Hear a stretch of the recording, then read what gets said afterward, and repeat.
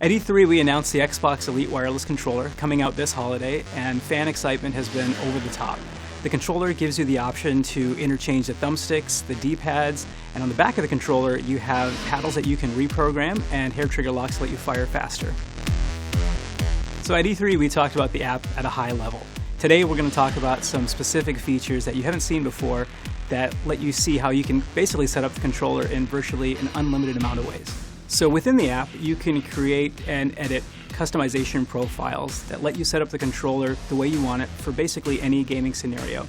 You could have a custom setting for the way you play Halo, and also one for the way you play Forza.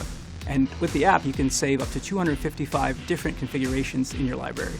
And you can load up to 2 of those at a time onto the controller's memory slots. Simply switch between the 2 by sliding the profile switch from position 1 to position 2, and all of a sudden your controller is working completely differently based on the game you want to play. One example where I like to use the different configuration profiles is when I play Call of Duty. So in certain situations where I'm running around with pistols, I want to have better access to grenades and to melee weapons. In that case, I set up the profile for one way. But if I play with a sniper rifle, I'll use different thumbstick sensitivities that let me aim down the scope with more control, but then I have still quick reaction time if there's someone creeping up behind me. In each configuration profile you create, you can map buttons and paddles to be just the way you want them. Choose from 14 different digital inputs for each button or paddle. You can also have multiple buttons on the controller do the same thing if you wanted. For example, you could use either a bumper or one of the paddles to throw a grenade if you're playing Halo. You can map buttons one by one if you're changing just a couple of settings, or you can use the advanced settings to review and remap multiple buttons at a glance. Another way to personalize the controller is by editing thumbstick sensitivities. This lets you fine-tune how physical movement of the thumbsticks translates to on-screen movement and control. You can select between pre-built sensitivity curves or create your own. So the app also gives you the opportunity to further customize your triggers to maximize responsiveness. Normally, with the standard controller setup, you have to squeeze the trigger all the way down to get a 100% trigger output.